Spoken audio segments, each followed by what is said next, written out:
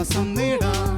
ഹൃത്തിനുള്ളിൽ ജീവൻ നൽകും വചനം, തിരുവചനം. വിശുദ്ധ മത്തായി എഴുതിയ സുവിശേഷം അധ്യായം 10 തിരുവചനങ്ങൾ 37 മുതൽ. എന്നേക്കാളധികം പിതാവിനെയോ മാതാവിനെയോ സ്നേഹിക്കുന്നവൻ എനിക്ക് യോഗ്യനല്ല. എന്നേക്കാളധികം പുത്രനെയോ പുത്രിയെയോ സ്നേഹിക്കുന്നവനും എനിക്ക് യോഗ്യനല്ല. സ്വന്തം കുരിശുമെടുത്ത് എന്നെ അനുഗമിക്കാത്തവൻ എനിക്ക് യോഗ്യനല്ല. സ്വന്തം ജീവൻ കണ്ടെത്തുന്നവൻ അത് നഷ്ടപ്പെടുത്തും. എന്നെ പ്രതി സ്വന്തം ജീവൻ നഷ്ടപ്പെടുത്തുന്നവൻ അത് കണ്ടെത്തും. കുരിശിനാലെ ലോകം മുഴുവൻ നേടിയെടുത്ത കർത്താവായ ദൈവമേ, കുരിശില്ലാതെ ജീവിതത്തിൽ രക്ഷയില്ല എന്ന് ഞങ്ങളെ പഠിപ്പിച്ചുവല്ലോ. കുരിശെടുക്കുവാൻ ഞങ്ങളെ ആഹ്വാനം ചെയ്ത് കുരിശിൻ്റെ മഹത്വം, ശിഷ്യത്വത്തിൻ്റെ മഹത്വം ഞങ്ങളെ പഠിപ്പിച്ച നല്ല ദൈവമേ, ഞങ്ങളിപ്പോൾ ഈ കേട്ട തിരുവചന ഭാഗങ്ങളെ സമർപ്പിച്ച് പ്രാർത്ഥിക്കുമ്പോൾ കുരിശെടുത്തുകൊണ്ട് അങ്ങേ അനുഗമിക്കുവാൻ, ജീവിതത്തിൻ്റെ പ്രാരാബ്ധങ്ങളായ കുരിശുകൾ, ഉത്തരവാദിത്വങ്ങളുടെ കുരിശുകളെല്ലാം എടുത്ത് അങ്ങേ സ്നേഹത്തോടു കൂടി അനുഗമിക്കുവാൻ, കുരിശിൽ പരാതിപ്പെടാതെ, കുരിശിനെ ഓർത്ത് സങ്കടപ്പെടാതെ, കുരിശിലാണ് രക്ഷയെന്ന് മനസ്സിലാക്കുവാൻ ഞങ്ങളെ ഓരോരുത്തരെയും അനുഗ്രഹിക്കണമേ. അമ്മേ മാതാവേ, ഞങ്ങൾക്ക് വേണ്ടി ദൈവസന്നിധിയിൽ എന്നും മാധ്യസ്ഥം വഹിക്കണമേ. നിത്യം പിതാവും പുത്രനും പരിശുദ്ധാത്മാവുമായ സർവേശ്വര എന്നേക്കും ആമേൻ. ഈശോ മിശിഹായ്ക്ക് സ്തുതിയായിരിക്കട്ടെ. പ്രിയപ്പെട്ടവരെ, നമുക്കറിയാം, നമ്മൾ ഈ ജീവിക്കുന്ന നൂറ്റാണ്ട് എന്ന് പറയുന്നത് വിപ്ലവങ്ങളുടെയും വിപ്ലവാശയങ്ങളുടെയും ഒരു നവയുഗമാണ്. എന്തിനും ഏതിനും അണികളെ മുൻനിർത്തി, മുൾമുനയിൽ നിർത്തി രാഷ്ട്രീയ കോമരങ്ങളാക്കുന്ന, രാഷ്ട്രീയ കോമഡികളാക്കുന്ന, രാഷ്ട്രീയ കോമാളികളാക്കുന്ന ഒരു രാഷ്ട്രീയ വിപ്ലവത്തിൻ്റെ കാലഘട്ടം. എന്നാൽ രാഷ്ട്രീയ വിപ്ലവമല്ല നമ്മുടെ ചിന്താവിഷയം. താലി പൊട്ടിച്ചെറിഞ്ഞ് കത്തിച്ചുകൊണ്ട് സമൂഹത്തിൻ്റെ അന്തസത്തയായ കുടുംബത്തെ കത്തിച്ചാമ്പലാക്കുന്ന പുതിയ സമരമുറകളും അതിനെ അനുകൂലിക്കുന്ന ദിശാബോധമില്ലാത്തവരും കൊടികുത്തി വാഴുന്ന ഒരു യുഗം. എന്നാൽ ആ സമരരീതിയല്ല നമ്മുടെ ചിന്താവിഷയം. സൃഷ്ടിയുടെ മകുടമായ മനുഷ്യന് പുല്ലുവില കൽപ്പിക്കുകയും അങ്ങനെ അവനെ തെരുവിലേക്ക് വലിച്ചെറിയുകയും തെരുവിലലയുന്ന തെരുവു നായ്ക്കളെ പുനരധിവസിപ്പിക്കുവാൻ അഹോരാത്രം പരിശ്രമിക്കുകയും ചെയ്യുന്നവർ വിരാജിക്കുന്ന ഒരു കാലഘട്ടം. എന്നാൽ ഒരു മൃഗസ്നേഹ വിപ്ലവമല്ല നമ്മുടെ ചിന്താവിഷയം. നമുക്കറിയാം, മേൽപ്പറഞ്ഞ വിപ്ലവ നേതാക്കന്മാരും വിപ്ലവ രീതികളുമൊക്കെ ഒരു വിധത്തിൽ അല്ലെങ്കിൽ മറ്റൊരു വിധത്തിൽ സമൂഹത്തിന് വേണ്ടി പ്രവർത്തിച്ചവരാണ്, സമൂഹത്തിന് വേണ്ടി ശബ്ദമുയർത്തിയവരാണ്. പക്ഷെ ചോദ്യം ഇതാണ്: ആർക്ക് വേണ്ടി ശബ്ദമുയർത്തി? എന്തിനു വേണ്ടി ശബ്ദമുയർത്തി? ഇവരുടെയൊക്കെ ശബ്ദം ഇടിമുഴക്കം പോലെ സമൂഹത്തിൽ കേട്ടവരുമാണ് നമ്മൾ ഓരോരുത്തരും. സ്വാർത്ഥ താല്പര്യങ്ങളും വ്യക്തി താല്പര്യങ്ങളും മാത്രമായിരുന്നു ഇതിൻ്റെയൊക്കെ പിറകിലെന്ന് നമുക്കെല്ലാവർക്കും മനസ്സിലാകുവാൻ സാധിക്കും. ഈ പശ്ചാത്തലത്തിലാണ് ഞാൻ മറ്റൊരു വിപ്ലവ നായകനെ നിങ്ങളുടെ മുമ്പിൽ അവതരിപ്പിക്കുന്നത്. 2000-ൽ പരം വർഷങ്ങൾക്ക് മുമ്പ് പാപത്തിൻ്റെ വൈരൂപ്യവും മാനസാന്തരത്തിൻ്റെ മനോഹാരിതയും വർണ്ണിച്ച് ജനത്തെ തിന്മയിൽ നിന്നും നന്മയിലേക്ക് നയിച്ച ക്രിസ്തു എന്ന സ്നേഹ വിപ്ലവകാരി. എല്ലാവരും അവരൻ്റെ രക്തം ചിന്തി വിപ്ലവം ആഘോഷിച്ചപ്പോൾ ക്രിസ്തു സ്വന്തം രക്തം ചിന്തി വിപ്ലവം ആഘോഷിച്ചു. കുത്തഴിഞ്ഞ ജീവിതവുമായി ദിശാബോധമില്ലാതെ സഞ്ചരിച്ച കുറേ ആത്മീയ വിപ്ലവ നേതാക്കൾ കുത്തിവെച്ച കഴമ്പില്ലാത്ത ആത്മീയതയ്ക്ക് മുമ്പിൽ ആരാണ് ദൈവം, എന്താണ് ദൈവം, ദൈവത്തെക്കുറിച്ചുള്ള നമ്മുടെ ആശയങ്ങൾ എന്തായിരിക്കണമെന്ന് പറഞ്ഞുകൊണ്ട് ദൈവത്തെ ഒരു സ്നേഹമായിട്ട് ചൂണ്ടിക്കാണിച്ചവനാണ് ക്രിസ്തു. സ്നേഹമുള്ളവരെ, ക്രിസ്ത്യാനി എന്ന പദത്തിന് നാം എന്തൊക്കെ അർത്ഥവ്യാഖ്യാനങ്ങൾ നൽകിയാലും അതിന് ഒരൊറ്റ അർത്ഥം മാത്രമേ ഉള്ളൂ: ക്രിസ്തുവിനെ അനുഗമിക്കുന്നവൻ അഥവാ ക്രിസ്തുവിനെ അനുകരിക്കുന്നവൻ. ക്രിസ്തുവിനെ അനുഗമിക്കുന്നവനാണ് ഒരു ക്രിസ്ത്യാനിയെങ്കിൽ, ക്രിസ്തുവിനെ അനുകരിക്കുന്നവനാണ് ഒരു ക്രിസ്ത്യാനിയെങ്കിൽ ക്രിസ്തുവിൻ്റെ വാക്കുകൾ എൻ്റെ വാക്കുകളായി മാറണം. ക്രിസ്തുവിൻ്റെ പ്രവൃത്തികൾ എൻ്റെ പ്രവൃത്തികളായി മാറണം. ക്രിസ്തുവിൻ്റെ വചനങ്ങൾ എൻ്റെ വചനങ്ങളായി മാറണം. അങ്ങനെയാണെങ്കിൽ നാം ഓരോരുത്തരും വിളിക്കപ്പെട്ടിരിക്കുന്നത് ക്രിസ്തുവിനെയും ദൈവത്തെയും ചൂണ്ടിക്കാണിക്കുവാനാണ്. എന്നാൽ ദൈവത്തെ ചൂണ്ടിക്കാണിക്കേണ്ട നാം ഓരോരുത്തരും ഇന്ന് ദൈവത്തെ വിശുദ്ധ ഗ്രന്ഥത്തിലും ദേവാലയത്തിലും സക്രാരിയിലും തളച്ചിട്ടിരിക്കുന്ന അഥവാ പൂട്ടിയിട്ടിരിക്കുന്ന ഒരവസ്ഥയിലേക്കാണ് നീങ്ങുന്നത്. നാം വിശ്വസിക്കുന്ന ദൈവത്തെക്കുറിച്ച്, നാം സ്നേഹിക്കുന്ന ദൈവത്തെക്കുറിച്ച് അഥവാ നമ്മെ സ്നേഹിക്കുന്ന ദൈവത്തെക്കുറിച്ച് പറയുന്നതും പ്രഘോഷിക്കുന്നതും ഒരു തെറ്റാണ്, അല്ലെങ്കിൽ ഒരു വർഗീയതയാണ് എന്ന് ആരൊക്കെയോ നമ്മളെ തെറ്റിദ്ധരിപ്പിച്ചു വച്ചിരിക്കുന്നു. പ്രിയപ്പെട്ടവരെ, സ്വന്തം മതത്തോടുള്ള സ്നേഹമല്ല വർഗീയത. മറ്റു മതങ്ങളോടുള്ള വെറുപ്പും പകയും വിദ്വേഷവുമാണ് വർഗീയത എന്ന് നാം ആദ്യം മനസ്സിലാക്കേണ്ടിയിരിക്കുന്നു. നമ്മൾ വിശ്വസിക്കുന്ന ദൈവത്തെ സ്നേഹിക്കുന്നതും ആ ദൈവത്തെക്കുറിച്ച് സംസാരിക്കുന്നതും പ്രഘോഷിക്കുന്നതും അത് പറഞ്ഞു കൊടുക്കുന്നതും വർഗീയതയാണ് എങ്കിൽ ചട്ടയും മുണ്ടുമുടുത്ത നമ്മുടെ വല്യമ്മച്ചിമാരല്ലായിരുന്നോ ആദ്യത്തെ വർഗീയവാദികൾ?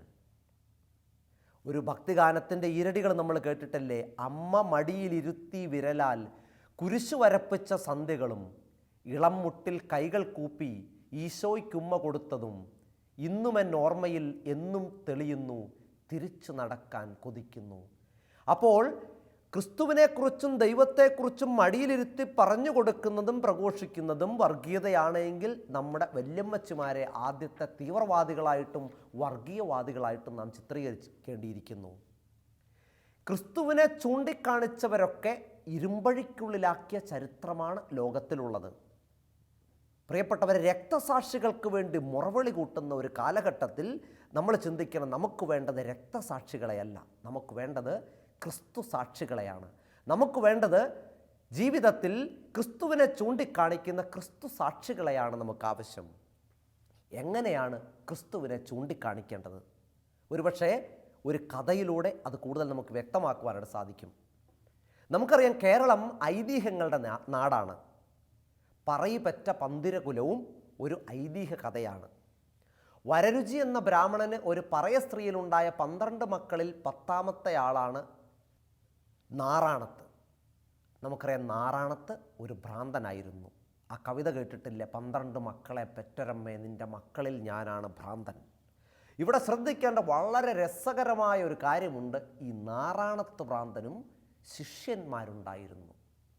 ഒരിക്കൽ നാറാണത്ത് ഭ്രാന്തൻ ഒരു യാത്രയ്ക്ക് പോയി. ഈ ശിഷ്യൻ്റെയും ഗുരുവിൻ്റെ ആത്മബന്ധമെന്ന് പറയുന്നത്, ഗുരു എന്ത് ചെയ്യുന്നോ അത് ശിഷ്യനും ചെയ്യും, ഗുരു എവിടെ പോകുന്നോ അവിടെ ശിഷ്യനും പോകും. അങ്ങനെ നാറാണത്ത് ഭ്രാന്തൻ ഒരു യാത്രയ്ക്ക് പോയി, ശിഷ്യനും കൂടെ കൂടി. അങ്ങനെ കുറേ അങ്ങ് നടന്നു ചെന്നപ്പോൾ നാറാണത്ത് ഭ്രാന്തന് ദാഹിച്ചു. ചുറ്റും നോക്കി ഒരു വീട് കണ്ടു. വീട്ടിലേക്ക് കയറി ചെന്ന് പറഞ്ഞു, അയാം നാറാണത്ത് ഭ്രാന്തൻ, എനിക്ക് എന്തെങ്കിലും കുടിക്കുവാൻ തരണം. വീട്ടമ്മ ചെന്നിട്ട് നല്ല തണുപ്പിച്ച സംഭാരമെടുത്ത് നാറാണത്ത് ഭ്രാന്തന് കൊടുത്തു. നാറാണത്ത് ഭ്രാന്തൻ അത് ആവോളം കുടിച്ചു. ഞാൻ തുടക്കത്തിൽ പറഞ്ഞു, ഈ ശിഷ്യൻ്റെ പ്രത്യേകത, ഗുരു എന്തു ചെയ്യുന്നു അത് ശിഷ്യനും ചെയ്യും. നാറാണത്ത് ഭ്രാന്തൻ കരങ്ങൾ നീട്ടി സംഭാരം ചോദിച്ചപ്പോൾ ശിഷ്യനും കാണിച്ചു. ശിഷ്യനും കിട്ടി ഒരു പാക്കറ്റ് തണുപ്പിച്ച സംഭാരം. രണ്ടുപേരും അത് കുടിച്ചു, സന്തോഷത്തോടുകൂടി യാത്രയായി. കുറേ അങ്ങ് നടന്നു നീങ്ങി വീണ്ടും നാറാണത്ത് ഭ്രാന്തൻ ദാഹിച്ചു. ചുറ്റും നോക്കി. അപ്പോൾ അവിടെ കണ്ടു ഒരു കള്ള് ഷാപ്പ്. നമുക്കറിയാം കള്ള് ഷാപ്പിൽ എന്താണ് കിട്ടുന്നത്. അവിടെ ചെന്ന് കഴിഞ്ഞപ്പോൾ വീണ്ടും അദ്ദേഹം പറഞ്ഞു, ഞാൻ നാറാണത്ത് ഭ്രാന്തനാണ്, എനിക്ക് ദാഹിക്കുന്നു, എന്തെങ്കിലും കുടിക്കുവാൻ തരണം. ഒരു ഭ്രാന്തനെ ഒഴിവാക്കുവാനായിട്ട് അവർ നല്ല തെങ്ങിൽ നിന്നും വെട്ടിയിറക്കിയ നല്ല മധുരക്കള്ളെടുത്ത് നാറാണത്ത് ഭ്രാന്തന് കൊടുത്തു. ഒരു നല്ല കുടം നിറയെ. നാറാണത്ത് ഭ്രാന്തൻ അത് ആവോളം കുടിച്ചു. ഗുരു എന്ത് ചെയ്യുന്നോ അത് ശിഷ്യനും ചെയ്യും. ശിഷ്യനും കൈനീട്ടി, അവനും കിട്ടി ഒരു കലം നിറയെ നല്ല മധുരക്കള്ള്. യാത്ര തുടർന്നു. അവരങ്ങ് മുന്നോട്ട് നീങ്ങിക്കഴിഞ്ഞപ്പോൾ വീണ്ടും അവർക്ക് ദാഹിച്ചു. ചുറ്റും നോക്കി. അവിടെ വീട് കണ്ടില്ല, കള്ള് ഷാപ്പും കണ്ടില്ല. അപ്പോൾ അവർ കണ്ടത് ഒരു കൊല്ലൻ്റെ ആലയാണ്. നമുക്കറിയാം, കൊല്ലൻ്റെ ആലയിൽ തണുപ്പിച്ച സംഭാരവും കിട്ടില്ല, അതുപോലെ തന്നെ മധുരക്കള്ളും കിട്ടില്ല. അവിടെ നമുക്കറിയാം, ഈ ചുട്ടുപഴുത്ത ആയുധങ്ങൾ ഒക്കെ മുക്കിയിട്ട് നല്ല തിളച്ചു മറിഞ്ഞു കിടക്കുന്ന വെള്ളമുണ്ട്. ഇദ്ദേഹം ചെന്നിട്ട് പറയുകയാണ്, ഞാൻ നാറാണത്ത് ഭ്രാന്തനാണ്. അപ്പോൾ ഭ്രാന്തനാണെന്ന് കേട്ടപ്പോൾ ഈ ഭ്രാന്തനെ ഒന്ന് പറ്റിക്കാൻ തീരുമാനിച്ച് ഈ കൊല്ലൻ എന്ത് ചെയ്തു, ഈ തിളപ്പിച്ച വെള്ളമെടുത്തിട്ട് നാറാണത്ത് ഭ്രാന്തൻ്റെ കൈകളിലേക്ക് അങ്ങ് ഒഴിച്ചു കൊടുത്തു. നാറാണത്ത് ഭ്രാന്തൻ യാതൊരു ഒരു പൊള്ളലിൻ്റെ അനുഭവമൊന്നുമില്ലാതെ ഇദ്ദേഹം ഇത് മുഴുവനും കുടിക്കുകയാണ്. ശിഷ്യൻ ഒന്ന് നോക്കി, ചുട്ടു പഴുത്ത ആയുധങ്ങൾ മുഖ്യ വെള്ളം തന്നെയാണ് കുടിക്കുന്നത്. രണ്ടാമത് നോക്കി, അപ്പോൾ ആവി പറക്കുന്നുണ്ട്. ഒന്നുകൂടെ തിരിഞ്ഞു നോക്കി. ഈ ഐതിഹ്യതയിൽ ഇങ്ങനെയാണ് പറയുന്നത്, ശിഷ്യൻ തിരിഞ്ഞൊരൊറ്റ ഓട്ടമാണെന്നാണ് പറയുന്നത്. പ്രിയപ്പെട്ടവരെ, പൊള്ളുന്ന അനുഭവങ്ങൾ ഉണ്ടാകുമ്പോൾ ഓടിപ്പോകുന്നവൻ ശിഷ്യനല്ല.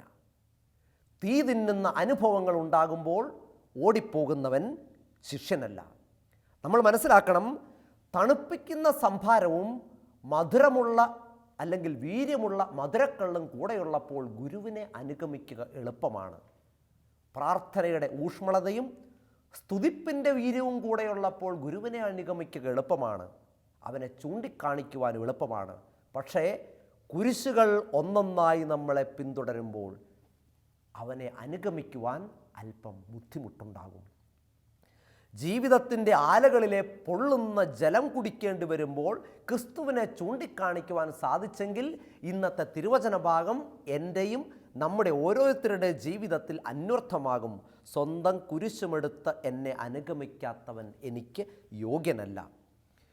ഈ ഒരു വിരോധാഭാസം ശിഷ്യന്മാരുടെ ജീവിതത്തിൽ നമുക്ക് കാണുവാൻ സാധിക്കും. വിശുദ്ധ മത്തായി എഴുതിയ സുവിശേഷം 16-ാം അധ്യായം 16-ാം തിരുവചനം. ക്രിസ്തു പത്രോസിനോട് ശിഷ്യന്മാരോട് ചോദിക്കുകയാണ്, ഞാൻ ആരെന്നാണ് ജനങ്ങൾ പറയുന്നത്? അവർ പലതരത്തിലുള്ള മറുപടികൾ അറിയുകയാണ്. പക്ഷേ ക്രിസ്തു അതിലൊന്നും സംപ്രീതനാകുന്നില്ല. ക്രിസ്തു ചോദിക്കുകയാണ്, അവരതങ്ങനെയൊക്കെ പറയുന്നുണ്ട്, പക്ഷേ 3 വർഷമായില്ലേ നിങ്ങൾ എൻ്റെ കൂടെ കൂടിയിട്ട്, ഞാൻ ആരെന്നാണ് നിങ്ങൾ പറയുന്നത്? അപ്പോൾ ശിഷ്യപ്രമുഖനായ പത്രോസ് പറഞ്ഞു, നീ സജീവനായ ദൈവത്തിൻ്റെ പുത്രനാണ്. ക്രിസ്തു പ്രതീക്ഷിച്ച ഉത്തരം തന്നെ. ഉടനെ ക്രിസ്തു പറഞ്ഞു, പത്രോസേ, നീ പാറയാണ്. ഈ പാറമേൽ ഞാൻ എൻ്റെ സഭ പടുതുയർത്തും. നരക കവാടങ്ങൾ നിനക്കെതിരെ പ്രബലപ്പെടുകയില്ല. നീ ഭൂമിയിൽ കെട്ടുന്നതെല്ലാം സ്വർഗത്തിലും കെട്ടപ്പെട്ടിരിക്കും. നീ ഭൂമിയിൽ അഴിക്കുന്നതെല്ലാം സ്വർഗത്തിലും അഴിക്കപ്പെട്ടിരിക്കും. പ്രിയപ്പെട്ടവരെ, താക്കോലും ഭദ്രാസനവും പേരും പെരുമയും കൂടെയുള്ളപ്പോൾ ഗുരുവിനെ അനുഗമിക്കുക എളുപ്പമാണ്. വിശുദ്ധ മത്തായി എഴുതിയ സുവിശേഷം 17-ാം അധ്യായം 4-ാം തിരുവചനം. രൂപാന്തരീകരണത്തിൻ്റെ സമയത്ത് പത്രോസ് പറയുന്നൊരു കാര്യമുണ്ട്. കർത്താവ്, ഇവിടെ ഞാൻ നിനക്ക് മൂന്ന് കൂടാരങ്ങൾ പണിയാം. മഹത്വവും പ്രൗഢിയും കൂടെയുള്ളപ്പോൾ ഗുരുവിനെ അനുഗമിക്കുക എളുപ്പമാണ്. ഇത്രയ്ക്കും വീരവാദം മുഴക്കിയ പത്രോസിനെ നാം കണ്ടുമുട്ടുന്നുണ്ട് പീഡാസഹനത്തിൻ്റെ വേളയിൽ. 3 വർഷം യേശുവിൻ്റെ കൂടെ നടന്നവൻ, അവൻ്റെ നെഞ്ചിൻ്റെ ചൂടും ചൂരും അനുഭവിച്ചവൻ, ഹൃദയത്തിൻ്റെ ആഴമറിഞ്ഞവൻ, വക്ഷത്തിൻ്റെ ചൂടറിഞ്ഞവൻ. ഒരു വേലക്കാരി പെണ്ണ് വന്ന് അവനോട് ചോദിക്കുകയാണ്, നീയും അവൻ്റെ കൂടെ ഉണ്ടായിരുന്നവനല്ലേ? വെറുമൊരു വേലക്കാരി പെണ്ണിൻ്റെ മുമ്പിൽ വെച്ച് അവൻ പറയുകയാണ്, ഞാനവനെ അറിയുകയില്ല എന്ന്. പാറയാകാൻ വിളിക്കപ്പെട്ടവൻ പാരയായി മാറുന്നു. പാറയാകാൻ വിളിക്കപ്പെട്ടവൻ വെറും പാരയല്ല, മുതുപാരയായി മാറുകയാണ്. അവസാനം ആകാശത്തിനും ഭൂമിക്കും മധ്യേ കുടിയൊഴിക്കപ്പെട്ടവനായി കണ്ണിൽ കണ്ണുനീരോടെ നെഞ്ചിൽ തീയോടെ, എൻ്റെ ദൈവമേ അങ്ങ് എന്തുകൊണ്ടെന്നെ ഉപേക്ഷിച്ചുവെന്ന് അവൻ കുരിശിൽ കിടന്നുകൊണ്ട് നിലവിളിച്ചപ്പോൾ അവന് ചുറ്റും ആരുമില്ല. അവൻ ഓശാന പാടിയവരൊക്കെ എവിടെ പോയി? അവൻ സംഗീതം പഠിപ്പിച്ച മൂകന്മാരെവിടെ? അവൻ നൃത്തച്ചുവടുകൾ പഠിപ്പിച്ച മുടന്തന്മാരെവിടെ? ആരുമില്ല അവൻ്റെ കൂടെ. പത്രോസ് വിട്ടിട്ടോടി, യൂദാസ് വിറ്റിട്ടോടി, ബാക്കിയുള്ളവർ ഇട്ടിട്ടോടി. ഇവിടെയാണ് പരിശുദ്ധ കന്യകാമറിയത്തിൻ്റെ ജീവിതത്തിലേക്ക് കടന്നു വരുമ്പോൾ ശിഷ്യത്വത്തിൻ്റെ മാതൃക എന്താണെന്ന് പരിശുദ്ധ കന്യകാമറിയം കാണിച്ചു തരുന്നത്. ഒരു ഗാനത്തിൻ്റെ ഈരടി കേട്ടില്ല, സഹനത്തിൽ ഈശോയെ പിരിയാത്തൊരമ്മതൻ. സഹനത്തിൽ ഈശോയെ പിരിയാത്തവനാണ് യഥാർത്ഥത്തിൽ ശിഷ്യൻ എന്ന് പറയുന്നത്. ഒരുപക്ഷെ നമ്മളെല്ലാവരും കണ്ടിട്ടുള്ള വളരെ മനോഹരമായ ഒരു ഇംഗ്ലീഷ് ചലച്ചിത്രമുണ്ട്, പാഷൻ ഓഫ് ക്രൈസ്റ്റ്. ഈ പാഷൻ ഓഫ് ക്രൈസ്റ്റ് എന്ന് പറയുന്ന ചലച്ചിത്രത്തിൽ എന്നെ ഏറ്റവും അധികമായിട്ട് സ്പർശിച്ച ഒരു രംഗമുണ്ട്. അത് യേശുവിൻ്റെ പീഡാസഹനത്തിൽ കുരിശുമായിട്ട് യേശു വീഴുന്ന ഒരു രംഗമുണ്ട്. ഈ കുരിശുമായിട്ട് ഈശോ വീഴുന്ന രംഗം വളരെ സ്ലോ മോഷനിലാണ് അവതരിപ്പിക്കുന്നത്. കുരിശും ആദ്യം ഈശോ സ്ലോ മോഷനിൽ ചെന്നിച്ച് ഈ പൊടി മണ്ണിലേക്ക് ചെന്നങ്ങ് വീഴുന്നു. അപ്പോൾ ഈ രക്തവും തുപ്പലും കൂടെ കലർന്നിട്ട് ഇങ്ങനെ വായിൽ കൂടെ ഇങ്ങനെ പതപോലെ വീഴുകയാണ്, വെള്ളം വീഴുകയാണ്. അപ്പോൾ ഇങ്ങനെ സ്ലോ മോഷനിൽ കുരിശ് വന്ന് അവൻ്റെ പുറത്തേക്ക് വീഴുകയാണ്, വേദനയാൽ അവൻ പുളയുകയാണ്. അപ്പോൾ ഇവിടെ കുരിശിൻ്റെ ഭാരത്താൽ കിടക്കുന്ന ഈശോയെ ചമ്മട്ടി കൊണ്ട് ഈ പടയാളികൾ അടിക്കുന്ന രംഗമുണ്ട്. അപ്പോൾ അടിച്ചിട്ട് ഈ ചമ്മട്ടി കൊണ്ടിങ്ങനെ വലിക്കുമ്പോൾ ഒരു മാംസപിണ്ഡം വന്നേച്ച് ഈ ക്യാമറ കണ്ണുകളിലേക്ക് വീഴുന്നുണ്ട്. രക്തത്തെ അല്പം ഭയമുള്ളവൻ ഒന്ന് വിറച്ചു പോകും. അങ്ങനെ ഇരിക്കുന്ന സമയത്ത് ആരുമില്ല, അവൻ ചുറ്റും നോക്കുകയാണ്. ഒരാൾ പോലും തൻ്റെ വേദനയിൽ തന്നോടത്ത് സഹതപിക്കാൻ ആരുമില്ല. ചുറ്റും നോക്കിയപ്പോൾ ക്യാമറ കണ്ണുകൾ നീങ്ങുന്നത് പരിശുദ്ധ കന്യകാമറിയത്തിലേക്കാണ്. മെല്ലെ ജനക്കൂട്ടത്തെ മുഴുവൻ വകഞ്ഞു മാറ്റിക്കൊണ്ട് പരിശുദ്ധ കന്യകാമറിയം ഇങ്ങനെ കടന്നു വന്നിട്ട് ഓടി വന്നിട്ട് പറയുന്നൊരു കാര്യമുണ്ട്, my dear son, I am here. എൻ്റെ പ്രിയപ്പെട്ട മകനെ, ഞാനിവിടെയുണ്ട്. പരിശുദ്ധ കന്യകാമറിയം നമ്മെ പഠിപ്പിക്കുകയാണ് ആരാണ് യഥാർത്ഥത്തിൽ ഒരു ശിഷ്യനെന്ന്. സഹനത്തിൽ ഈശോയെ പിരിയാതെ പോകുന്നവനാണ് യഥാർത്ഥത്തിൽ ഒരു ശിഷ്യൻ. ഞാനൊക്കെ സെമിനാരിയിൽ പഠിച്ചുകൊണ്ടിരുന്ന സമയത്ത് ഒരു സംഭവം എൻ്റെ മനസ്സിലൂടെ കടന്നു പോവുകയാണ്. ഞാനിവിടെയൊക്കെ പോകുമ്പോൾ എൻ്റെ ഷർട്ടിൽ ഒരു കുരിശ് കുത്തിവെക്കുന്നുണ്ട്. ഇത് വർഷങ്ങൾക്ക് മുമ്പ് എനിക്കൊരു അച്ഛൻ തന്ന ഒരു കുരിശാണ്. അതിനൊരു പശ്ചാത്തലമുണ്ട്. സെമിനാരിയിൽ നിന്നും ഒരു ചെറിയൊരു പ്രശ്നത്തിൻ്റെ പേരിൽ സെമിനാരിൽ നിന്ന് വിട്ടുപോകുവാനായിട്ട് ഞാൻ തീരുമാനിക്കുകയാണ്. അങ്ങനെ ചെന്ന് റെക്ടർ അച്ഛനോട് ചെന്ന് പറയുകയാണ്, അച്ഛാ എനിക്ക് ഇവിടുത്തെയുള്ള പരിപാടികളൊന്നും അങ്ങ് അഡ്ജസ്റ്റ് ചെയ്യാനായിട്ട് പറ്റുന്നില്ല, അതുകൊണ്ട് ഞാൻ പോവുകയാണ്. അപ്പോൾ അച്ഛൻ എന്നോട് പറഞ്ഞു, നീ പോകുന്നതിന് കുഴപ്പമൊന്നുമില്ല, പക്ഷേ ഇതിൻ്റെ മേലധികാരികളെ നമ്മളൊന്ന് അറിയിക്കേണ്ട ആവശ്യമുണ്ട്. അതുകൊണ്ട് നാളെ വൈകുന്നേരം ഇതിൻ്റെ ഒരു മേലധികാരി വരുന്നുണ്ട്, നീ അച്ഛനോട് പറഞ്ഞിട്ട് പോകുവോ പോകാതിരിക്കുമോ എന്ത് വേണമെങ്കിലും ചെയ്തു. അങ്ങനെ ഞാൻ പിറ്റേ ദിവസം രാവിലെ 5:30 പ്രാർത്ഥന തുടങ്ങുന്നു. ഞാൻ എഴുന്നേറ്റിട്ടില്ല, കാരണം ഇനി എനിക്ക് പ്രാർത്ഥനയുടെ ആവശ്യമില്ല, കാരണം ഞാൻ വീട്ടിൽ പോവുകയാണല്ലോ. അന്ന് ക്ലാസ്സിലും ഞാൻ കയറിയിട്ടില്ല, കാരണം ഇനി ഒരു പഠിക്കേണ്ട ആവശ്യം എന്താണെന്ന് എനിക്ക് തോന്നുന്നില്ല, കാരണം ഞാൻ വീട്ടിൽ പോകാൻ തീരുമാനിച്ചിരിക്കുന്നവനാണ്. വൈകുന്നേരം ഞാൻ ചെന്ന് ടിക്കറ്റൊക്കെ ബുക്ക് ചെയ്ത് വെച്ചു. പിറ്റേ ദിവസം രാവിലെ ആയപ്പോഴത്തേനും ഈ മേലധികാരി കാണാനായിട്ട് വന്നു. ഞാൻ എൻ്റെ കാര്യങ്ങളെല്ലാം പറഞ്ഞതിന് ശേഷം അച്ഛൻ എന്നോട് പറഞ്ഞു, ജെയ്സ നീ കുരിശിലേക്ക് നോക്കാൻ പറഞ്ഞു. സത്യം പറഞ്ഞ എനിക്ക് കലിയാണ് വന്നത്. ഞാൻ അച്ഛനോട് പറഞ്ഞു, എൻ്റെ അച്ഛ കഴിഞ്ഞ 24 വർഷങ്ങളായിട്ട് ഈ പള്ളിയുടെ മുന്നിലുള്ള ഈ കുരിശിലേക്ക് തന്നെയാണ് ഞാൻ നോക്കുന്നത്. അവിടെ തമ്പുരാൻ കർത്താവാണ് കുരിശിൽ തറച്ചതെന്നും അത് എൻ്റെ പാപങ്ങൾക്ക് വേണ്ടിയാണെന്നും എനിക്കറിയാം. ഇത് മുഴുവൻ ഞാൻ പഠിച്ചിട്ടുമുണ്ട്, എന്നെ പഠിപ്പിച്ചിട്ടുമുണ്ട്. എനിക്ക് വീട്ടിൽ പോകണം. അച്ഛൻ എന്നോട് പറഞ്ഞു, കുരിശിൽ കിടക്കുന്ന ആ മനുഷ്യൻ സഹിച്ചതിൻ്റെ അത്ര നീ സഹിച്ചിട്ടുണ്ടെങ്കിൽ പെട്ടിയും എടുത്ത് വീട്ടിൽ പോവുക. എനിക്ക് സന്തോഷമായി. കാരണം ഞാൻ പറഞ്ഞു, എൻ്റെ അച്ഛ കർത്താവായ ഈശോമിശിഹായ്ക്ക് ശാരീരിക വേദനകൾ മാത്രമേ ഉള്ളൂ, എനിക്കാണെങ്കിൽ ഇവിടെ മാനസിക പീഡകളും കൂടിയാണ്, അതുകൊണ്ട് ഞാൻ എങ്ങനെയെങ്കിലും ഇവിടുന്ന് പൊക്കോളാം. അച്ഛൻ പറഞ്ഞു, വീണ്ടും കുരിശിലേക്ക് നോക്കുക. അപ്പോൾ ഞാൻ അച്ഛനോട് ഇങ്ങനെ പറഞ്ഞു, ഇംഗ്ലീഷിലാണ് പറഞ്ഞേ, എൻ്റെ അച്ഛ ഡോണ്ട് സ്പീക്ക് സ്റ്റുപ്പിഡിറ്റി, വിഡ്ഢിത്തരം വിളിച്ച് പറയരുത്. ഞാൻ വീട്ടിൽ പോകാനുള്ള ഒരു പെർമിഷന് വേണ്ടിയാണ് അച്ഛൻ്റെ അടുത്ത് വന്നിരിക്കുന്നത്. അച്ഛൻ എന്നെ ആ പ്രൊവിൻഷ്യലിൻ്റെ റൂമിലേക്ക് കൊണ്ടുപോയി അവിടെ ഇരുത്തിയിട്ട് ആ ഭിത്തിയിൽ തൂക്കിയിട്ടിരിക്കുന്ന ഒരു കുരിശ് രൂപത്തിലേക്ക് നോക്കിയിട്ട് എന്നോട് പറഞ്ഞൊരു കാര്യമുണ്ട്, only on one side of the cross Christ is crucified, the other side of the cross is empty for you to be crucified. കുരിശിൻ്റെ ഒരു സൈഡിൽ മാത്രമേ കർത്താവിനെ കുരിശിൽ തറച്ചിട്ടുള്ളൂ, മറ്റേ സൈഡ് ശൂന്യമാണ് എന്നെയും നിന്നെയും കുരിശിൽ തറയ്ക്കുവാൻ. അവിടെ പിന്നെ എനിക്ക് പരാതികളില്ലായിരുന്നു. കുരിശെടുക്കാതെ കർത്താവിനെ അനുഗമിക്കാത്തവൻ ഒരിക്കലും ശിഷ്യനല്ല. പൊള്ളുന്ന ജീവിതാനുഭവങ്ങൾ ഉണ്ടാകുമ്പോൾ ഓടിപ്പോകുന്ന പീറ്റർമാരും പത്രോസുമാരും, തീ തിന്നുന്ന അനുഭവങ്ങൾ ഉണ്ടാകുമ്പോൾ സംശയിക്കുന്ന തോമാമാരും, മനസ്സിൽ കെട്ടിപ്പൊക്കിയ സ്വപ്നങ്ങളൊക്കെ ചില്ലുകൊട്ടാരം പോലെ ഒന്നൊന്നായി തകർന്നു വീഴുമ്പോൾ ഗുരുവിനെ വിറ്റ് കാശാക്കുന്ന യൂദാസുമാരും സംഹാരതാണ്ഡവം നടത്തുന്ന യുഗത്തിൽ ക്രിസ്തു പറയുന്നു, നീ എന്നെ ചൂണ്ടിക്കാണിക്കണം, നീ എൻ്റെ കൂടെ നിൽക്കണം, നീ എന്നെ വിട്ടിട്ട് പോകരുത്, നീ എന്നെ വിറ്റിട്ട് പോകരുത്, നീ എന്നെ ഇട്ടിട്ട് പോകരുത്. വെളിപാടിൻ്റെ പുസ്തകം 2-ാം അധ്യായം 10-ാം തിരുവചനം, മരണം വരെ വിശ്വസ്തനായിരിക്കുക, ജീവൻ്റെ കിരീടം നിനക്ക് നൽകും. പൗലോസ്ലീഹ തിമോത്തിയോസിന് എഴുതിയ 2-ാം ലേഖനം 4-ാം അധ്യായം 7-ാം തിരുവചനം, ഞാൻ നന്നായി പൊരുതി, എൻ്റെ ഓട്ടം ഞാൻ പൂർത്തിയാക്കി, വിശ്വാസം കാത്തു, എനിക്കായി നീതിയുടെ കിരീടം ഒരുക്കിയിരിക്കുന്നു. മരണം വരെ വിശ്വസ്തനാകാൻ വിളിക്കപ്പെട്ട ഒരു വിളിയാണ് ക്രൈസ്തവ ജീവിതമെങ്കിലും കുരിശുകൾ വരുമ്പോൾ ഓടിപ്പോകുന്ന ഒരവസ്ഥയാണ് പലപ്പോഴും നമ്മുടെ ജീവിതത്തിൽ. ഞാനൊരു ഇടവകയിൽ എല്ലാ ശനിയാഴ്ചയും ഞായറാഴ്ചയും വിശുദ്ധ കുർബാന ചൊല്ലുവാനായിട്ട് പോയിരുന്നു. അവിടുന്ന് ഈ ചേച്ചി എനിക്ക് പരിചയമുണ്ട്, ഇടയ്ക്കൊക്കെ പ്രാർത്ഥിക്കുവാനായിട്ട് എൻ്റെ അടുത്ത് വരും. ഈ ചേച്ചിയുടെ ഭർത്താവ് ഒരു മദ്യപാനിയാണ്, തികഞ്ഞ മദ്യപാനിയാണ്. ഈ ചേച്ചി ഒരു ദിവസം എന്നെ കാണാനായിട്ട് വന്നു കഴിഞ്ഞപ്പോൾ പതിവില്ലാതെ ചേച്ചിക്ക് പെട്ടെന്നങ്ങ് വണ്ണം വെച്ചതുപോലെ എനിക്ക് തോന്നി. പിന്നെയാണ് എനിക്ക് കാര്യം മനസ്സിലായത്, ഭർത്താവ് കൈവപ്പ് ശുശ്രൂഷ നടത്തിയത് കൊണ്ടാണ് ഇങ്ങനെ സംഭവിച്ചെന്നുള്ള കാര്യം എനിക്ക് മനസ്സിലായി. അവസാനം ചേച്ചിയോട് എല്ലാ പ്രാവശ്യവും ചേച്ചി എന്നെ കാണാൻ പറ്റത്തിനും ഭർത്താവ് ഇങ്ങനെ മർദ്ദിക്കുന്നതും ഈ പലതരത്തിലുള്ള പീഡനമുറകളും മർദ്ദനങ്ങളും എല്ലാം സഹിച്ചതിൻ്റെ കാര്യങ്ങളൊക്കെ എന്നോട് പറഞ്ഞു. അപ്പോൾ ഒരുപക്ഷെ അന്ന് എൻ്റെ അറിവില്ലായ്മ കൊണ്ടായിരിക്കാം ഞാൻ ഈ ചേച്ചിയോട് ഇങ്ങനെ പറഞ്ഞു, എൻ്റെ ചേച്ചി വർഷങ്ങൾ 10-16 ആയില്ലേ ഇങ്ങനെ കിടന്ന് കഷ്ടപ്പെടാനായിട്ട് തുടങ്ങിയിട്ട്, ഇനിയെങ്കിലും ഈ മനുഷ്യനെ വിട്ടിട്ട് നന്നായിട്ട് പോയി ജീവിച്ചൂടെ?